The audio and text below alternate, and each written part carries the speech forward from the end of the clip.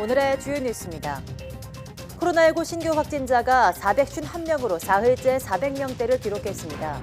확산 규모가 다소 줄었지만 위중증 환자가 21명이나 늘어 의료체계 붕괴 우려가 커지고 있습니다.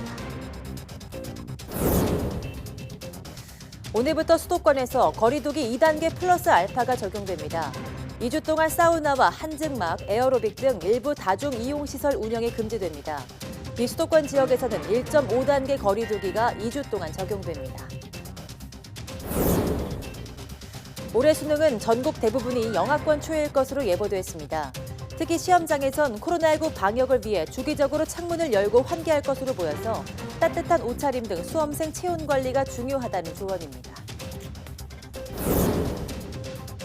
미국 모더나가 개발 중인 코로나19 백신이 94.1%의 최종 효과를 보였습니다. 특히 중증에서는 100% 예방 효과를 보였는데 오늘 미국 FDA에 긴급 사용 승인을 신청할 계획입니다.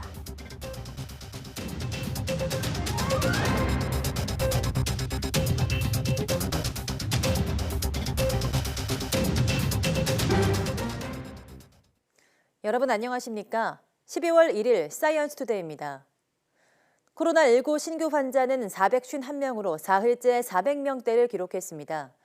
확산 규모는 주춤하고 있지만 위중증 환자가 21명이나 늘어 병상 부족 우려가 커지고 있습니다.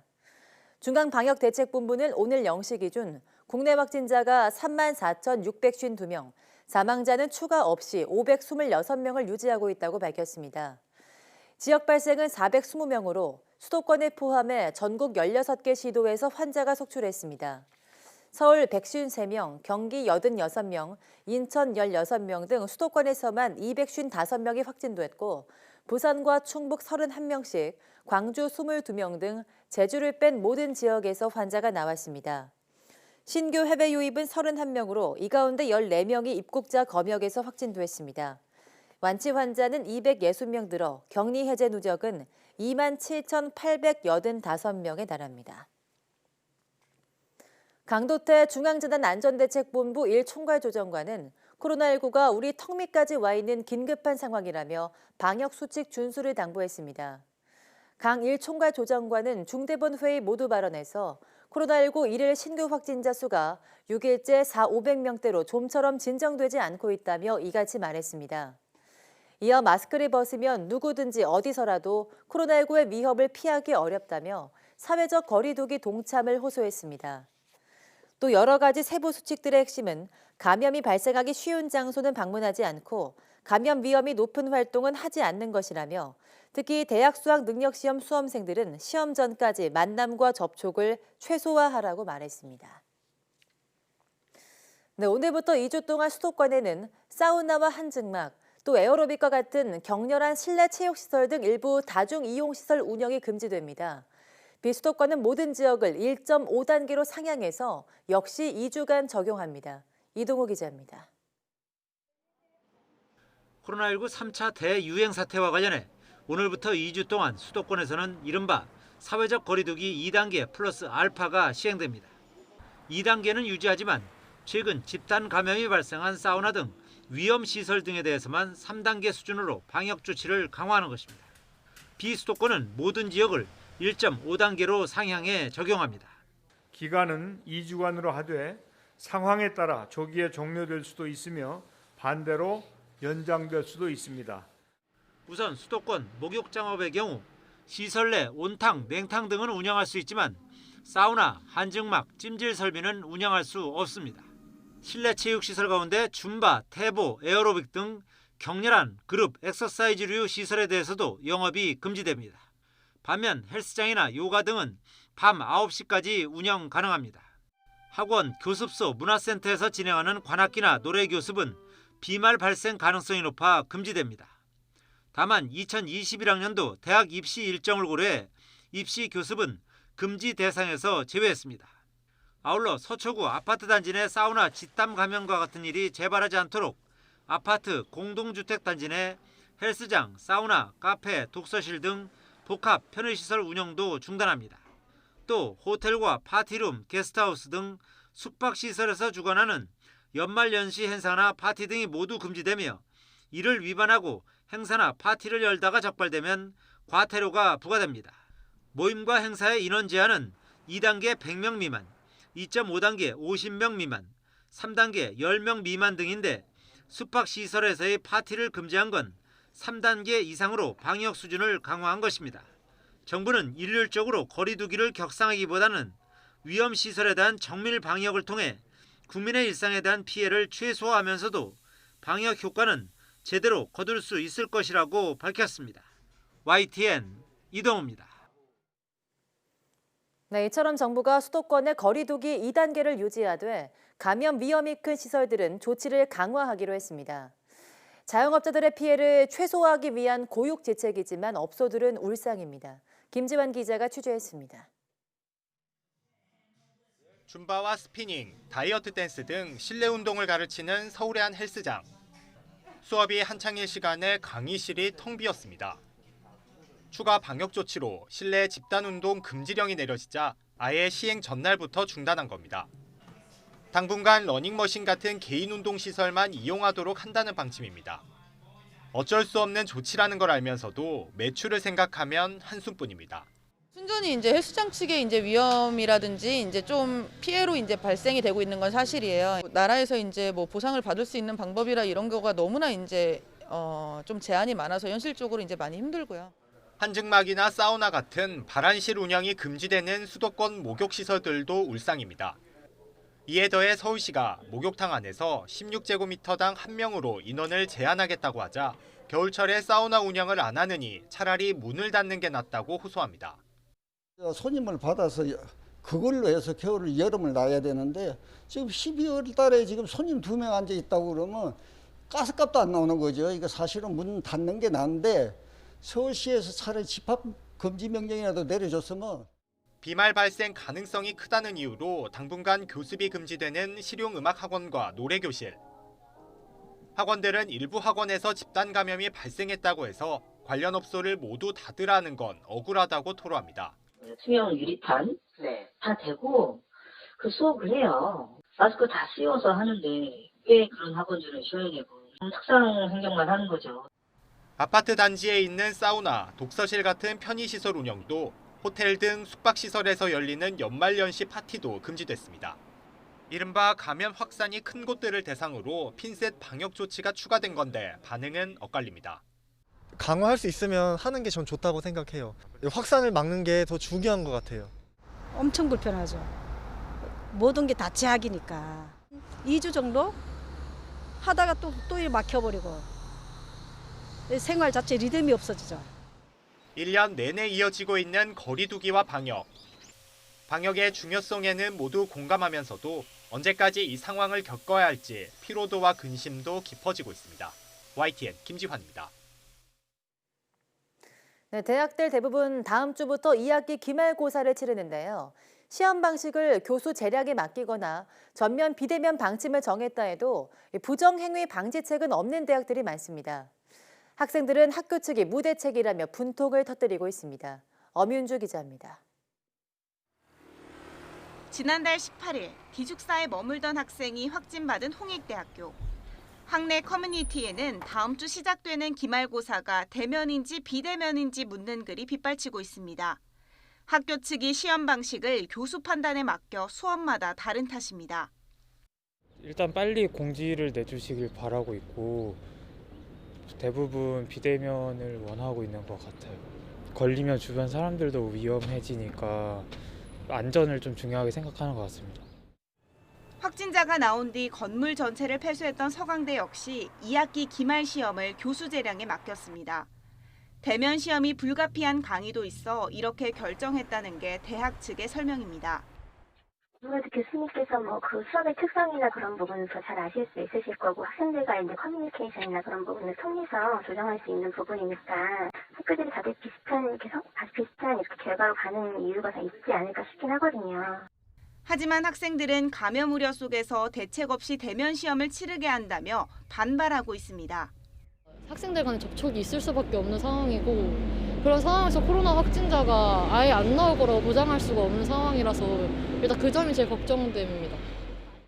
소속 학생만 무려 25명이 확진된 연세대는 수업뿐 아니라 기말고사도 모두 비대면으로 치르기로 했는데 그렇다고 해서 논란이 없는 건 아닙니다.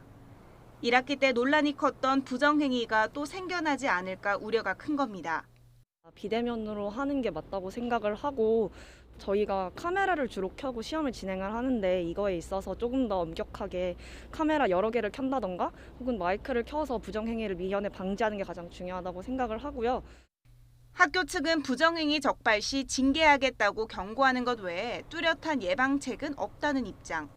만약에 할 경우에는 어제 영점 처리가 된다든가 아니면 징계가 된다라는 이제 페널티가 있다는 거를 계속적으로 강조하는 거 말고는 사실은 예방 방법이 없다 보니까. 학생들은 지난 1학기 온라인 시험 부정행위로 홍역을 치러놓고도 무대책이라며 불만을 터뜨립니다.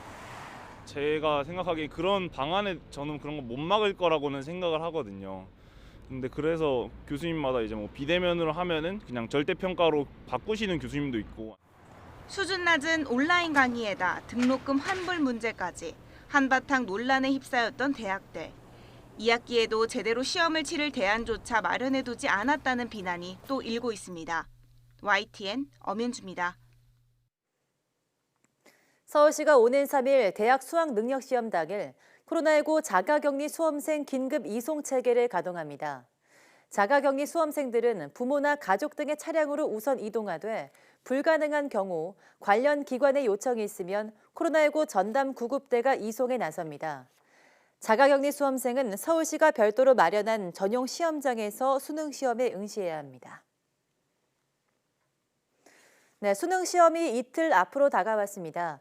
전국 많은 지역에 영하권 추위가 찾아올 것으로 보여서 수험생들의 철저한 대비가 필요합니다. 정혜윤 기자입니다.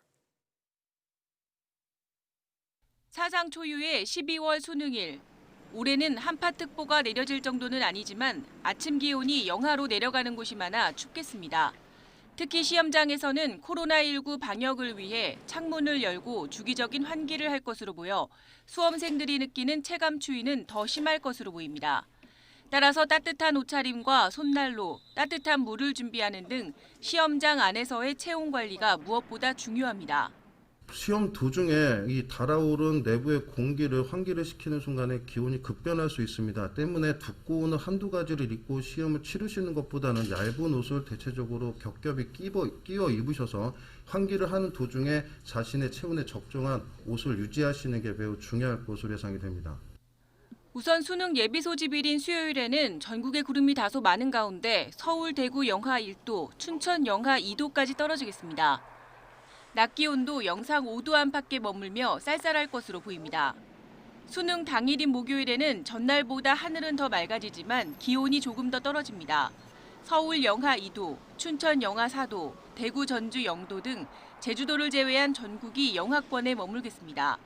낮 기온은 5도 안팎이지만 찬바람이 불어 체감온도는 0도 가까이 떨어지는 곳이 많겠습니다. 추위만 대비한다면 수능일 날씨로 인한 다른 변수는 그리 많지 않습니다. 수능 예비 소집일과 수능일 모두 눈비 없이 전국이 대체로 맑겠고 해상도 비교적 잔잔할 것으로 보여 섬 지역 수험생들의 바닷길 이용도 큰 불편이 없을 전망입니다. YTN 정혜윤입니다. 오늘부터 내년 3월 말까지 배출가스 5등급 차량의 수도권 운행이 제한됩니다. 정부는 환경부 등 관련 부처 합동으로 이런 내용을 담은 제2차 미세먼지 계절관리제 시행 계획을 발표했습니다. 이에 따라 앞으로 넉 달간 전국 배출가스 5등급 차량 가운데 저공해 조치를 하지 않은 차량의 수도권 운행을 평일 오전 6시부터 오후 9시까지 제한하고 위반 사례가 발견되면 하루 10만 원의 과태료를 부과합니다.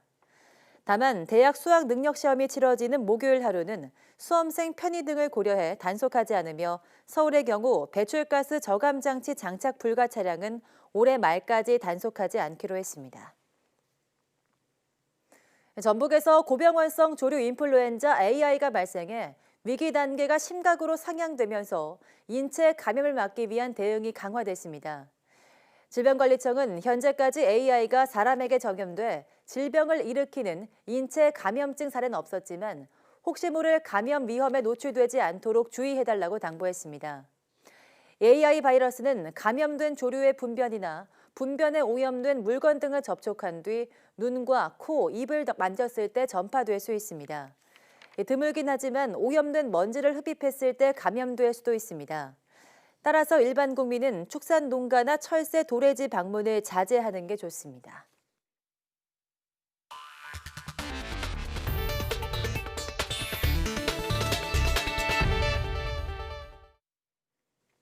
미국 뉴욕시가 이번 달 초등학교 등교를 재개하기로 했습니다. 술집도 문을 여는데 감염률이 낮은 학교가 왜 문을 닫냐는 지적을 수용한 결과입니다.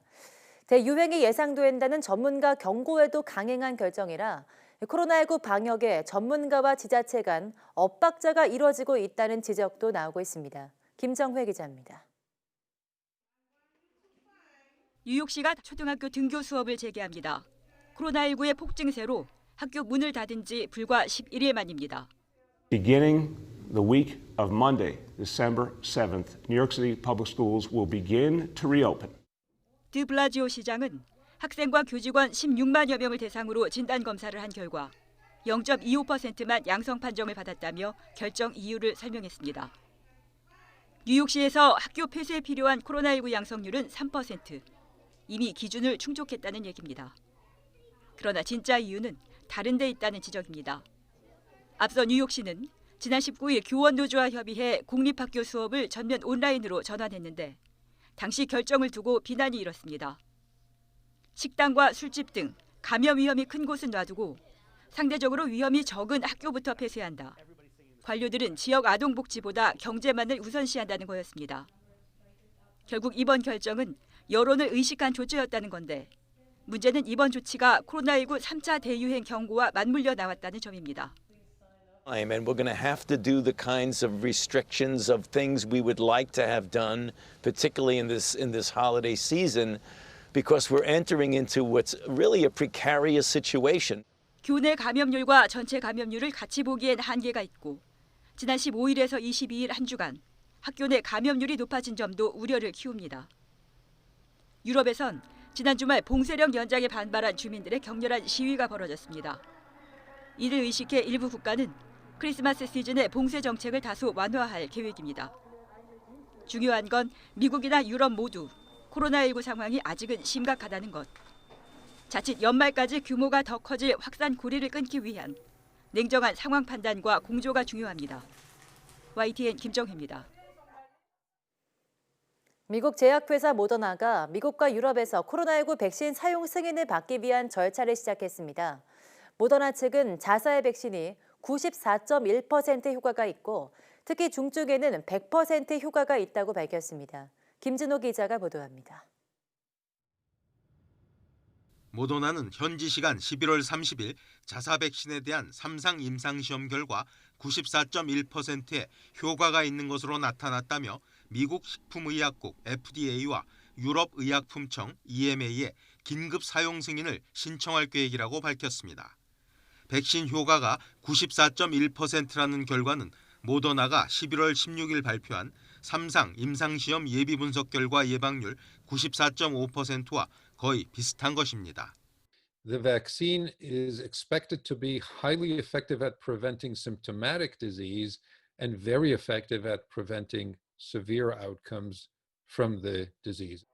3만여 명이 참가한 3상 임상시험에서 모두 196명의 코로나19 확진자가 발생했는데 이 중 185명은 가짜 약을 투여한 그룹에서 나왔고 모더나 백신을 접종한 그룹에서는 확진자가 11명에 불과했습니다. 특히 중증 환자 30명은 전부 가짜 약을 투여한 임상시험 참가자였다고 회사 측은 밝혔습니다. 모더나 백신 접종자 가운데서는 한 명도 중증 환자가 발생하지 않았다는 뜻입니다.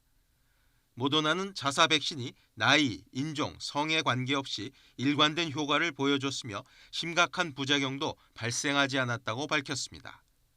모더나는 올해 안으로 미국에서 2천만 회 분량의 백신 생산이 가능할 것이라면서 승인이 나면 곧바로 배포에 나설 것이라고 밝혔습니다.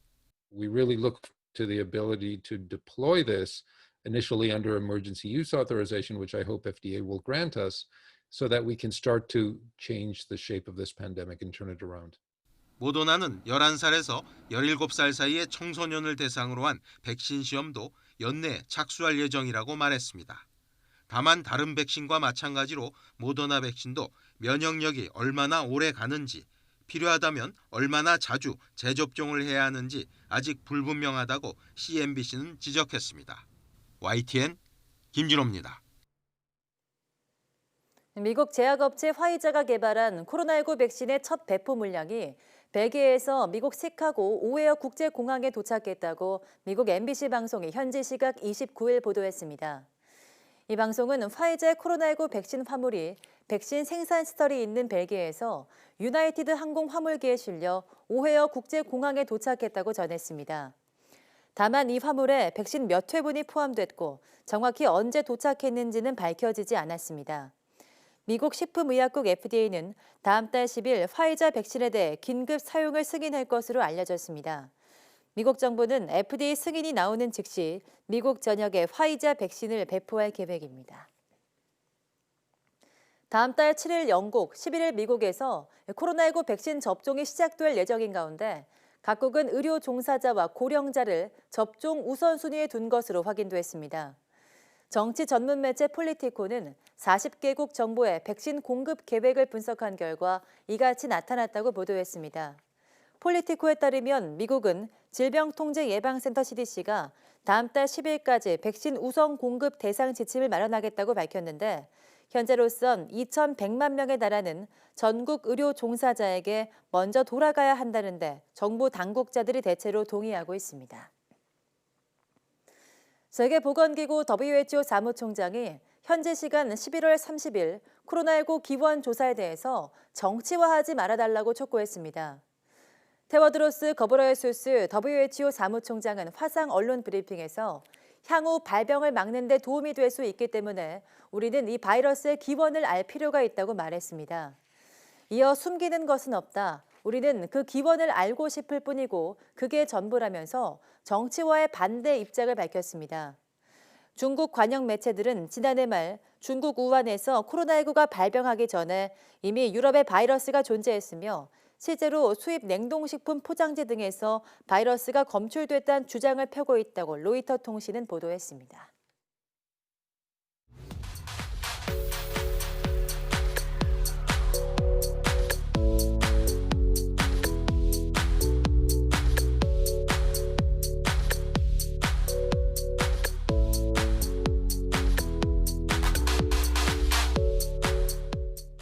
네, 12월의 첫날 겨울의 시작답게 기온도 영하권을 오르내리며 날씨가 많이 추워졌습니다.